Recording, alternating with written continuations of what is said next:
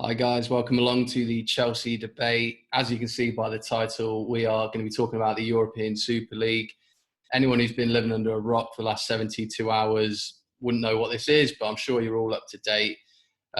Josh, do you want to bring us up to speed basically on who was involved and what it was, and then we're going to give our opinion on the whole matter. Yeah, so basically, this has been decided by sort of the 12, I don't want to say biggest clubs because there's arguments for and against that, but sort of 12 big names in European football today. And yeah, so from England, you'd obviously got our traditional big six: Chelsea, Liverpool, United, City, Spurs and Arsenal. And from Italy, you got Juventus, Inter and AC. And then obviously from Spain, Barcelona, Real and Atletico. And it's a league that was going to be backed by the JP Morgan American Investment Bank. So you wouldn't be able to be relegated from it. And, you know, it's basically just a way of making the richer clubs richer, while in a lot of people's opinions, sort of ruining the game that we know and love. And that's sort of it in a nutshell, really. Yeah, so obviously everyone's been following this story. And we're at a position now. So it's been a mad 72 hours to think where we were. And there was a lot of panic. And then if we look to Monday Night Football, Neville and Carragher played a big role. Yesterday, Chelsea played a massive shout to all the Chelsea fans that were at the bridge. And then it sort of, before we knew it, well, a lot of the fans were at the bridge. The news came out that, you know, reportedly Chelsea were pulling out. City announced they were pulling out. So, and we now know that it's basically crumbled. It's not happening. But the whole, and we'll talk about in a minute the ramifications of you know what's going to happen. But just talk about the actual idea and just the idiocy for me behind what these clubs were trying to achieve, effectively making an elite league, like you say, no relegations. And that's the thing that really sort of gets to me before we even talk about the financial impacts on the clubs below in the football pyramid. How can you have a league where there's no relegations, there's no competition? And I'm sure you heard what Pep said about it, didn't you? Yeah, well, that's for me the number one point. You know, there's a million reasons, really. Is you could talk about it all day, but Pep Guardiola's interview yesterday, I mean, it's all done and dusted now, but I would recommend everybody sort of go and watch it because it's really good. And he talks about how the fact that it removes the competitive aspect from it. There's no relegations, there's no promotions. And like he said, it sort of just completely undermines sport in general. Like, it goes beyond football. You know, the idea is you work hard, develop, and, you know, you win things, and it's an achievement. And he sort of talked about the fact that that really isn't there with it. And I'm a big fan of what he said, to be honest, and like respect him for saying it as well, because I know a few players and managers have, but it is hard to sort of go against, obviously, effectively your bosses. So, you know, you've got to look at it. Additionally to that, it weakens all the domestic leagues, doesn't it? Because, you know, immediately UEFA, the FA, FIFA, La Liga, Serie A released a joint statement saying they'd sort of condemn it and put the harshest possible actions forward to discipline the teams involved. And then, so, you know, that's really going to be expulsion, isn't it? And so then you talk about what happens then. Well, obviously it affects your TV deals. They're all going to come crashing down. So then the financial impact, while it's great for the big clubs, I mean, we spoke about it obviously off camera, and you're going to have smaller clubs, not just in the lower leagues, but also in the Premier League, potentially going out of business. On top of everything else that's happened with coronavirus the last 12 months, you know, money's already down. And for these clubs to announce that at this time of the season now, I mean, obviously we're Chelsea, so we're involved, but as an actual football fan, you kind of want to see punishments coming, don't you? Yeah, that's what I was going to ask you, really. Obviously, from a Chelsea perspective, which we are, you know, we are one of the big clubs. But when I heard about it, and you know, you read more detail, it's wrong, isn't it? How did you, you know, on a positive spin, how good was it to see every football fan unite? Of course, there are from every fan base. I'm sure there were plenty down at the bridge who weren't necessarily Chelsea fans as well. Everyone came together, and I think when something's that strong, it sort of applied the pressure, hasn't it, for the Premier League clubs to pull out of it. Yeah, no, it has to, doesn't it? And it's great to see sort of all fans coming together. And, you know, it's right because it does just sort of completely ruin the game that we all love, you know, whether you support Chelsea, Man United, Liverpool, whoever, you know, fundamentally, we all just love football. And this league just completely ruins that. And then, you know, it's not, for me, the impact's much wider, you know. You've then got when crowds are allowed back in, you know, the impact on fans all of a sudden to want to go and watch your team. If you were expelled from your domestic leagues and Champions Leagues in sort of the traditional competitions now, all of a sudden to go to an away day for your team, you've got flights, hotels, travel. There's a much wider impact, and I don't think some of that was actually being discussed at the start. It you know, really ground my gears. But I mean, being positive, I was chuffed a bit to see Chelsea and Man City both pulled out sort of at the same time, and I did feel like that was probably quite a hard thing to do, because they are talking about, you know, the contracts were signed with the Super League, and it could potentially cost each club £8 million for pulling out, which, you know, I know in football in terms it's not a lot of money, but in reality it is a lot of money. So that was a really, really positive note that I thought, you know, we've obviously the fans have helped. It was great to see that we've actually took that stand and we've pulled the plug first. Yeah, thankfully we don't have to go down the route of, you know, if this Super League was to exist, what would it mean in terms of people were saying there'd be second teams play in the Premier League. Obviously, if you're in that competition, it was designed to play midweek alongside basically a B European competition. Thankfully, we don't have to go down that route. What we do have to look at though is what's going to happen next, because that's, you know, what is interesting now. As you say, a lot of the governing bodies all came out condemning it, and it's a relief that it's fallen apart now.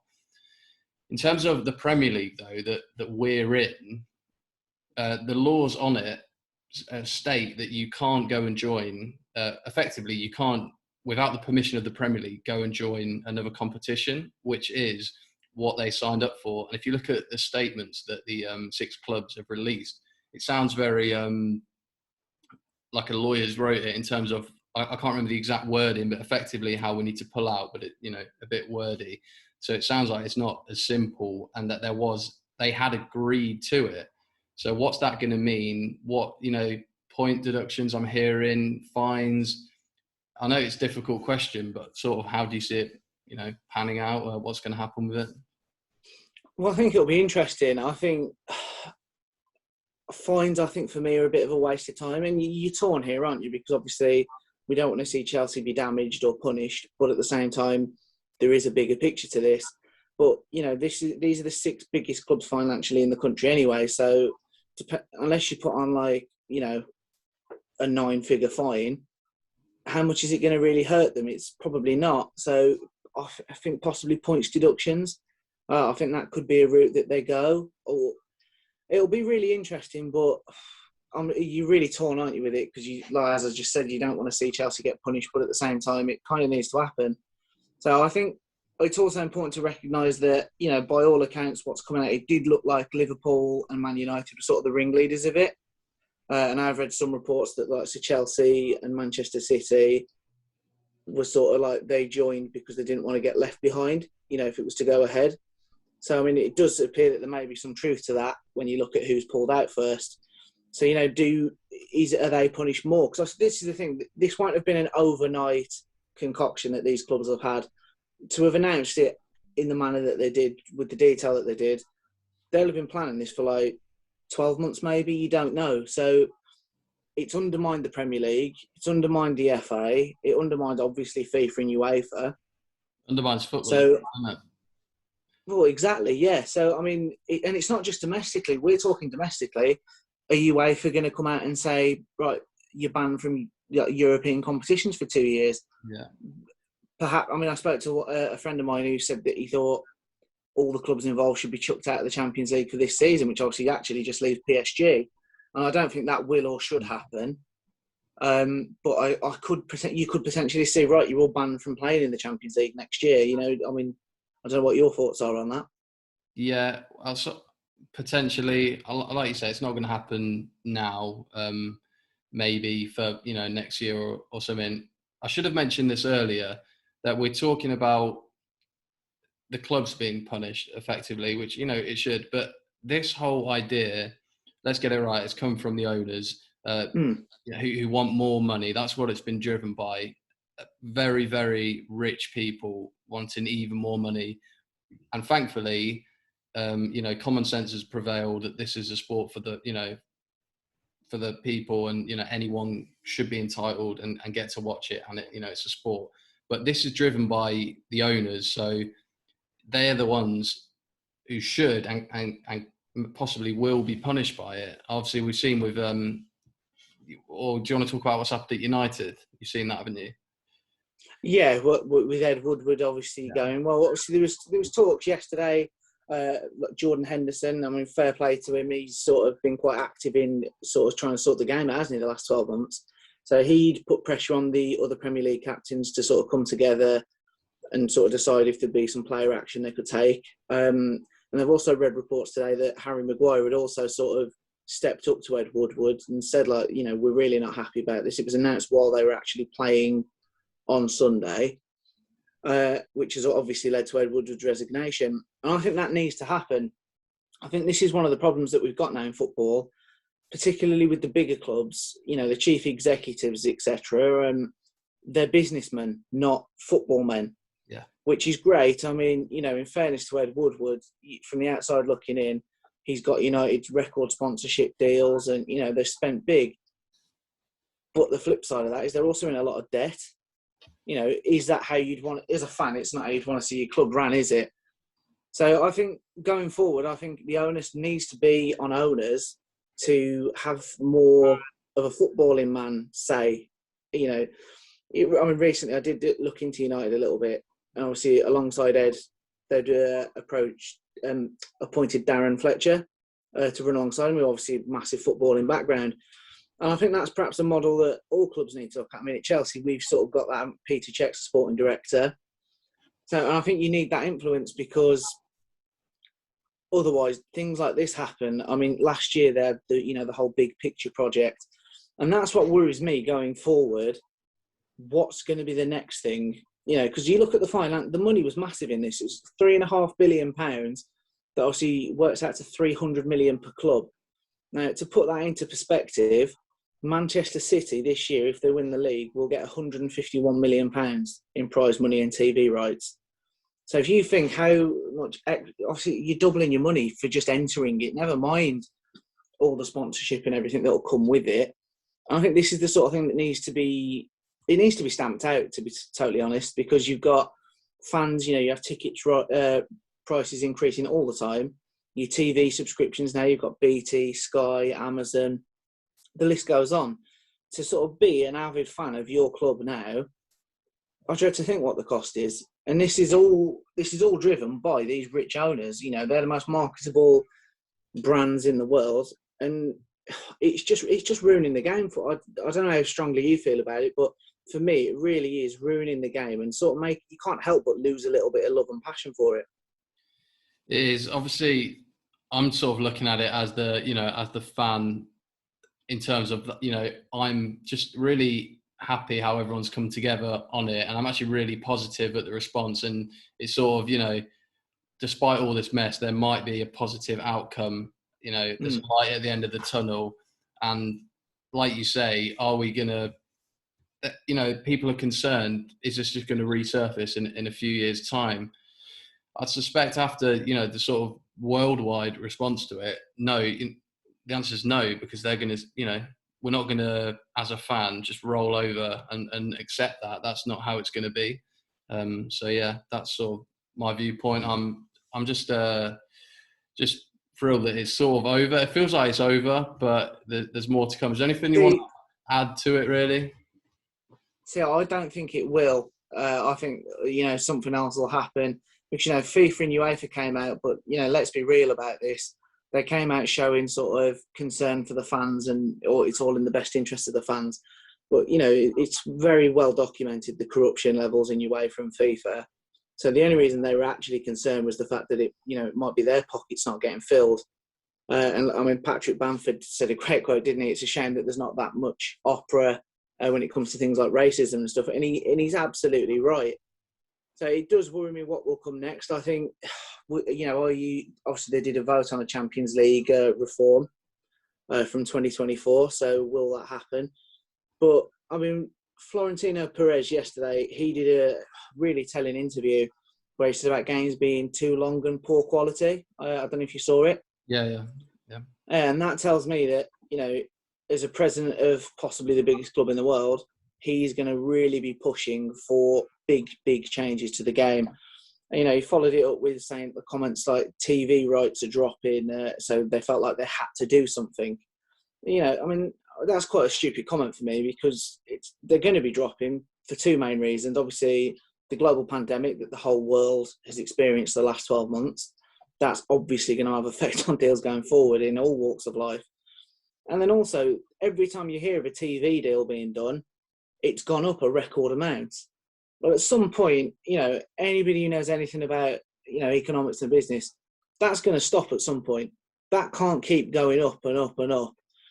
So, and while you've got men like that in charge of, massive clubs and in charge of the game, I just don't think it's the end. And I don't like being negative at all, but I really don't think it's the end. I honestly just feel like it's the start of something else. Like, they've showed their hand now, the owners. There's not going to be a queue of people to go and buy these football clubs, is there? So they'll try and find a way of doing something else, and that's what worries me about it. Well, I've seen the Spurs fans outside actually playing at the minute. They are losing at the time of recording, so hopefully they lose that one. But Spurs fans out there, and if the fans are getting more of a say and the fans' voice is going to be heard, we'll see what happens. Right, we're going to have to wrap up in a minute because I've got to shoot off. But is there anything you want to add? I know it's really good. I've seen how sort of infused, not just everyone, but you in particular, really strong on this. So do you want to wrap it up with anything before we finish? No, I think we have covered everything. I'd just be really interested to sort of hear off everybody. I mean, we sort of get some decent attention on the channel now, and I'd be really interested to hear what our fans think of it. As in Chelsea's fans, because it's just such a big topic. I mean, we've talked about things like salary caps, transfer fee caps. How would that work? Could you even look at sort of a fan buy-in? Obviously, not quite to the German model where fans have to own 51%, but just enough for them to have a say, maybe, and just to have an impact on the clubs. Because I think that sort of is the only way that you're going to get the whole financial side of the game under control, because clubs are looked at as businesses now. They're not looked at as, an institution built on values. I mean, you'll have seen it, the post that a lot of people have sort of done, created by the poor, stolen by the rich. And that's the only way that we're going to change this. So I'd be really interested to hear off people and what does everyone else think about it? Because I've got my views. I'm a massive advocate of a salary cap and a transfer fee, because if you've got, say, 5 players who can't earn more than £100,000 a week, all of a sudden the likes of Man City can't have 22 superstars. So the likes of a West Ham, Everton, Leicester, they're going to pick up some big names, and that can only be good, surely, because it makes the whole league more competitive and unpredictable. If people agree with that, put it in the comments, because it's quite a controversial one, and perhaps we could even do a video, in future discussing just that. So if you want to see that, put it in the comments. But sorry it's been quiet the last few days. We're just sort of trying to process it all, and we wanted to bring you a video with at least some sort of update. I'm sure this won't be the end of it, and we can do another video. Looking on the football pitch, we have got a really important game against West Ham. I suppose it will kind of be nice, wouldn't it, to get back to football at least, because the Brighton game we drew yesterday, it's just difficult to focus, isn't it? I suppose, final point, it's difficult for the players in all of this because they're not to blame. Sure, there's going to be punishment around it, but it's not the players' fault, is it? No, exactly. Well, if you listen to the likes of James Milner, they didn't even know. I've seen a few reports from different clubs saying it was sort of announced and they heard about it when the rest of the world did. So it is going to be difficult for them.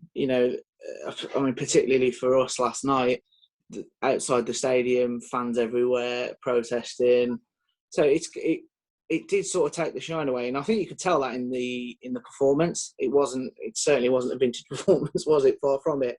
So no, I'm buzzing for the weekend. In reality, what is a huge game against West Ham for our league ambitions this year. So yeah, roll on the weekend and let's try and put it behind us until whatever else comes out.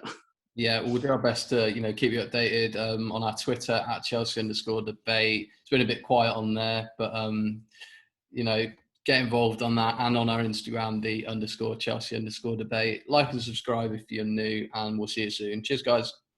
Cheers.